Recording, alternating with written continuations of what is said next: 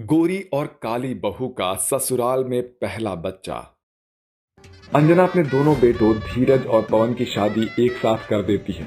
धीरज की शादी गोरी लड़की शेफाली से हुई थी, जबकि पवन की शादी काली लड़की कावेरी से हो जाती है।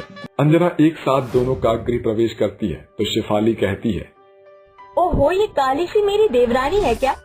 माँ जी, अरे आप कोई मेरी तरह ही चांद का टुकड़ा ले आते जिससे मैं खूब सारी बातें करती।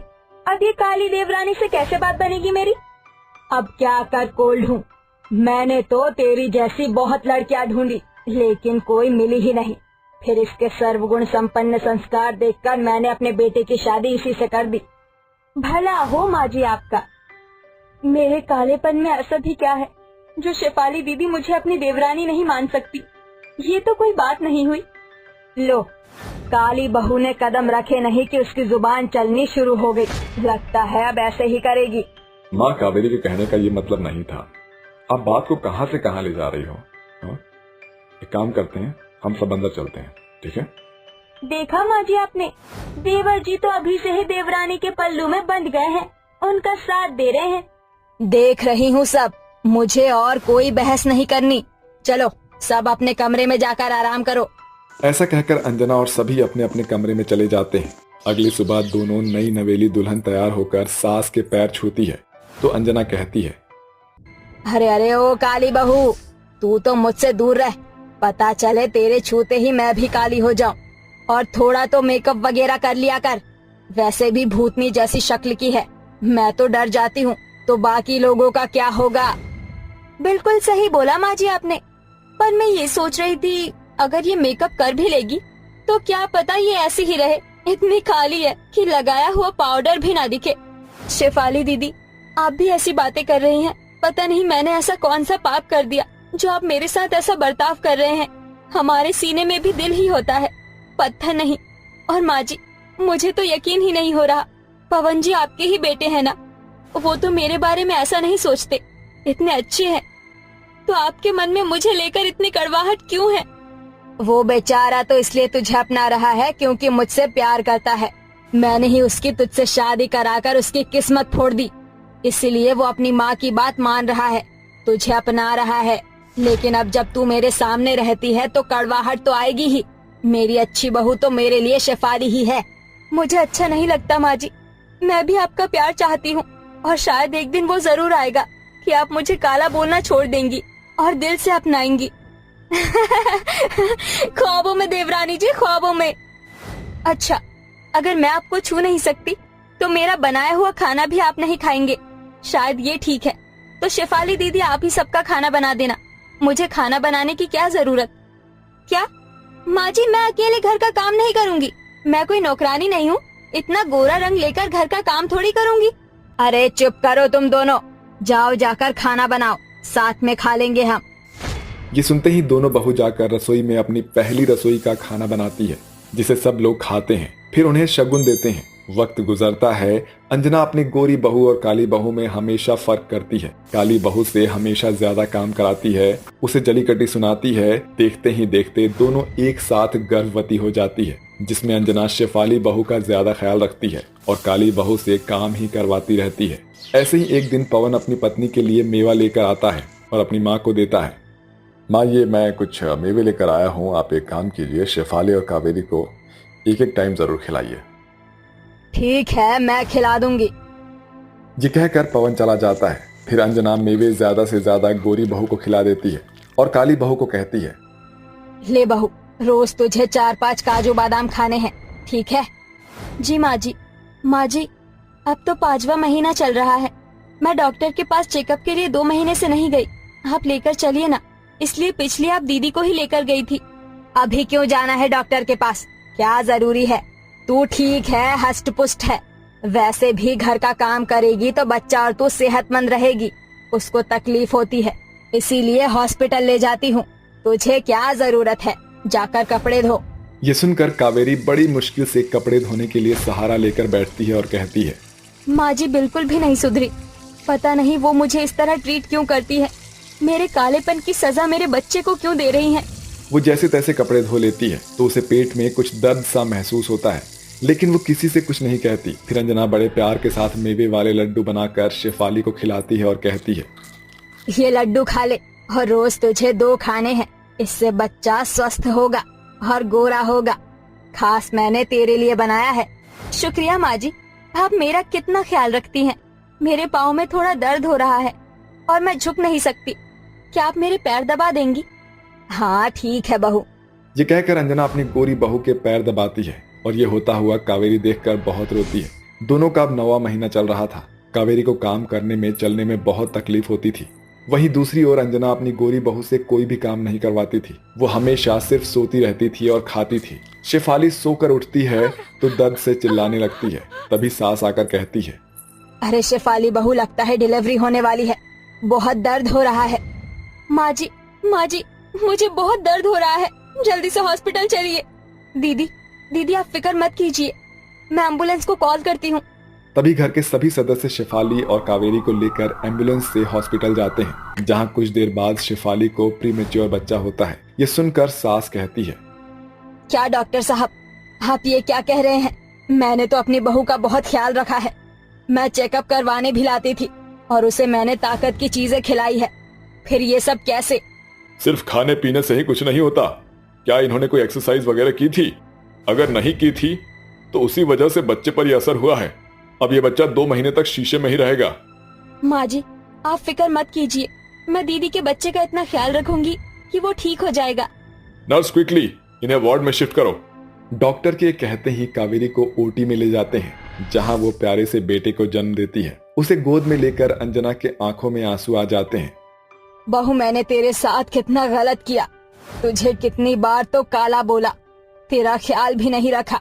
उसके बावजूद भी तूने इतने प्यारे पोते को जन्म दिया। आज मुझे पछतावा हो रहा है।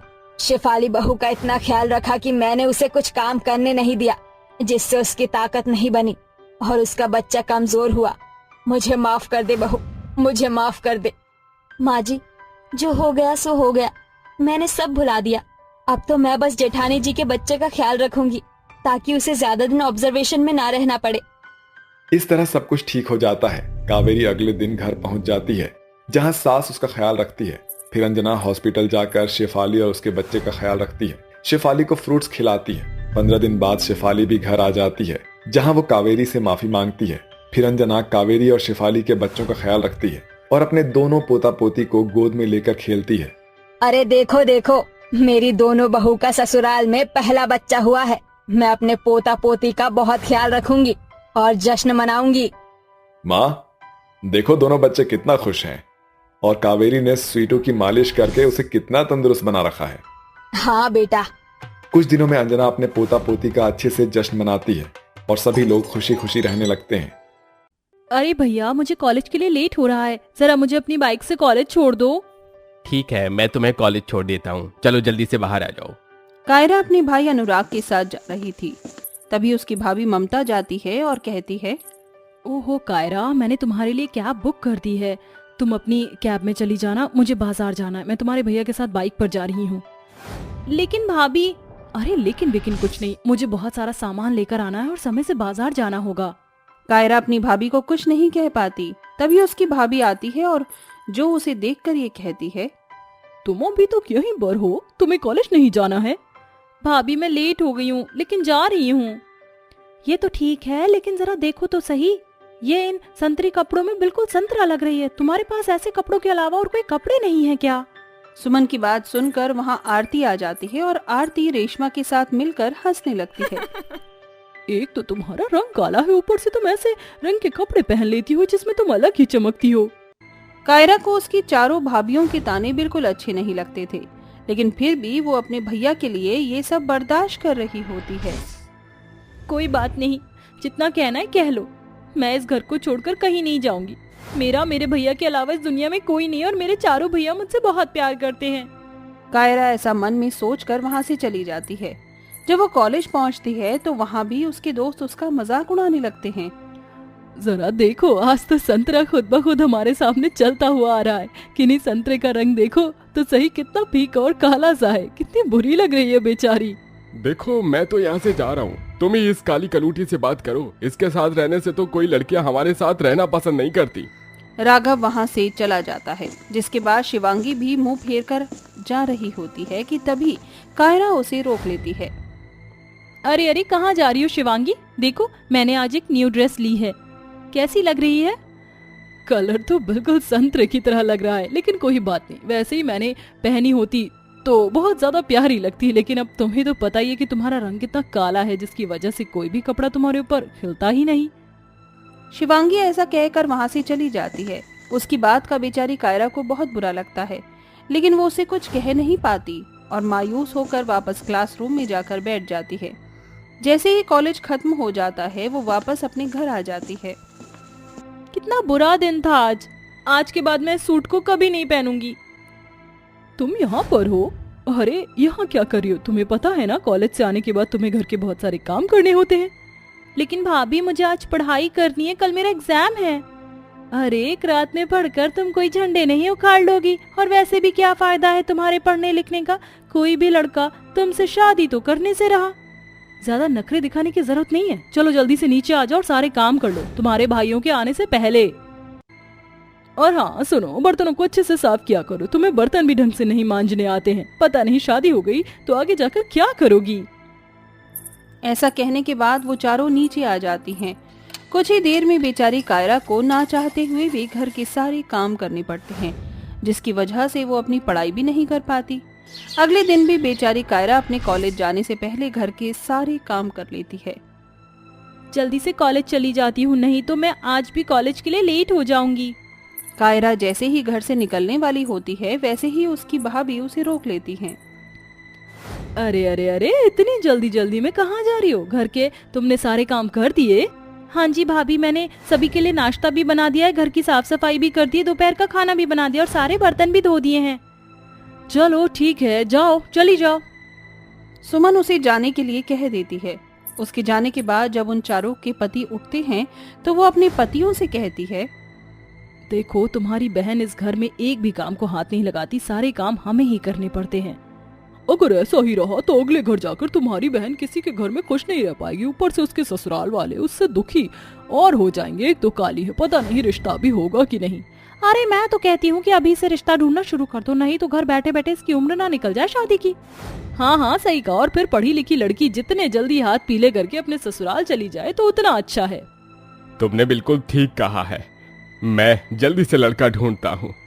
हाँ हाँ, और फिर हमारी इकलौती बहन है, उसकी शादी तो हम धूमधाम से ही करेंगे। पंकज के मुंह से ये शब्द सुनते ही उन चारों के मुंह अलग से बन जाते हैं। उस समय तो वो कुछ नहीं कह पाती, लेकिन उन चारों भाइयों के ऑफिस जाने के बाद वो आपस में एक दूसरे से कहती हैं, लगता है कि ये चारों भाई उस काली कलूटी कलमुही के लिए दहेज के बारे में सोच रहे हैं। अरे मैं तो इन्हें एक फूटी कौड़ी नहीं देने दूंगी। अगर सब कुछ अपनी बहन के ऊपर ही लगा देंगे तो हमारे आने वाले बच्चों के लिए क्या करेंगे। हाँ बिल्कुल सही कहा। देखो अगर ये चारों भाई मिलकर इस काली कलमुही कलूटी के लिए कोई लड़का ढूंढ लेंगे तो ये खूब सारा पैसा लगाएंगे। मैं तो चाहती कोई गरीब सा लड़का देखकर शादी कर देते और पीछा छुड़ाते इससे। वो तीनों आरती की बात मान लेती हैं और कायरा के लिए गरीब से गरीब घर का रिश्ता ढूंढती हैं और दहेज देने से भी मना कर देती हैं, जिसके बाद उन चारों भाइयों को भी किसी तरह वो समझा लेती हैं। लेकिन कायरा को इस रिश्ते में कोई दिलचस्पी नहीं थी। वो अपने चारों भाइयों से रिश्ता तोड़ने के लिए कहती है, लेकिन कोई उसकी एक नहीं सुनता। आखिर में वो दिन आ जाता है जिस दिन कायरा की शादी होती है। ओहो देखो तो सही, महारानी अभी तक बैठी हुई हैं, तैयार भी नहीं हुई हैं। चलो आज हमारी काली नंद को थोड़ा मेकअप करके चमका देते, कम से कम आज के दिन तो सुंदर दिखे।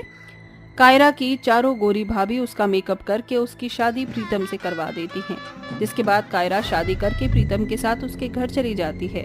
लेकिन उसकी खुशनसीबी ये थी कि उसकी सास और प्रीतम दोनों ही उसे उसकी जिंदगी में आगे बढ़ने के लिए सपोर्ट करते हैं, जिसके चलते वो अपनी पूरी पढ़ाई कर लेती है और अफसर बन जाती है। मेरी शादी एक जबरदस्ती का खेल था, लेकिन आपने इस शादी को बहुत अच्छे से निभाया। गरीबी की वजह से मैं पढ़ नहीं पाया, लेकिन मैंने तुम्हें पढ़ाया और तुम एक अफसर बन गई हो। इससे ज्यादा मुझे और कुछ नहीं चाहिए। कायरा अब अपनी जिंदगी में खुशी खुशी रह रही थी, लेकिन एक गलती की वजह से उसकी चारों भाइयों का बिजनेस बहुत बड़ा लॉस में हो जाता है और उनकी कंपनी डूब जाती है, जिसके चलते उन्हें पैसों की बहुत जरूरत होती है। उस समय उसकी चारों भाभी उसके पास आती हैं और उसी से माफी मांगते हुए कहती हैं, हमें माफ कर दो कायरा, हमने कभी भी तुम्हारे बारे में नहीं सोचा और तुम्हारे कालेपन का हमेशा मजाक उड़ाया, लेकिन आज तुम अपनी जिंदगी में कामयाब हो, इसकी हमें बहुत खुशी है। तुम तो जानती ही हो कि तुम्हारे भाइयों को कंपनी में कितना बड़ा लॉस हुआ है, हमें तुम्हारी मदद की जरूरत है। अपने भाइयों की मदद करो, इन सब में उनकी कोई गलती नहीं थी, मैं तुम्हारे आगे हाथ जोड़ती हूँ। हमारा गुस्सा अपने भाइयों पर मत निकालना, हो सके तो हमें माफ कर देना। अरे भाभी, वो घर मेरा पराया जरूर था, लेकिन आप सभी मेरे अपने हो, मैं आपकी मदद जरूर करूंगी। कायरा कंपनी का सारा भुगतान अपने आप कर देती है, जिसके चलते उनके सर से बहुत बड़ा बोझ हल्का हो जाता है। उस दिन के बाद से कायरा और उसकी भाभियों का उसके साथ अच्छा व्यवहार रहने लगा। अब कायरा की जिंदगी में कोई परेशानी नहीं होती।